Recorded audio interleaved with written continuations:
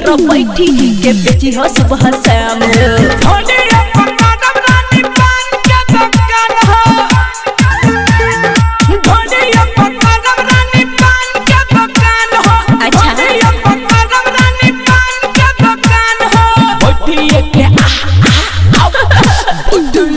हम सुबह शाम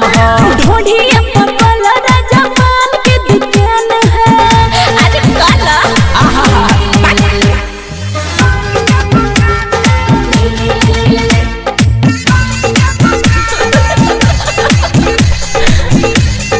अलबेला रिकॉर्डिंग स्टूडियो गढ़ी मायने का करे जइब कमाए राजा बहारा घर ही तू रही के लूट पिया लहारा लूटा छीन ले तू गोडी हमरा मुहावा के बात हो ओका बोका खेलल जाई मिल के सारी रात हो अरे बतिया तू ले तो हमर मान मान मान ढोढ़िया पपल राजा पान के दुकान है। ढोढ़िया पपल रानी पान के दुकान हो तोहरा बस के ना बा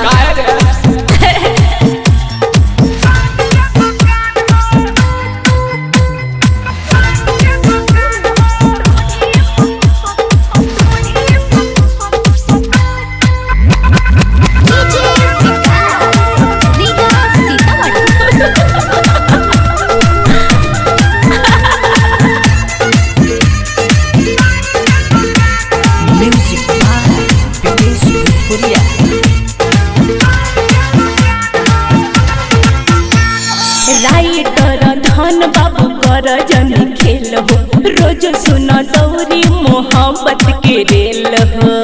बुझला। अच्छा अली बेला असुकरी मादूर नाही जोई है दू पैसा कमे भले घर ही कमाई है तनी सा तू देह तो ध्यान यान ढोढ़िया पान के दुकान ढोढ़िया पपल राजा पान के दुकान बोला आव ना तो अलबेला रिकॉर्डिंग स्टूडियो गढ़ी मायने नेपाल।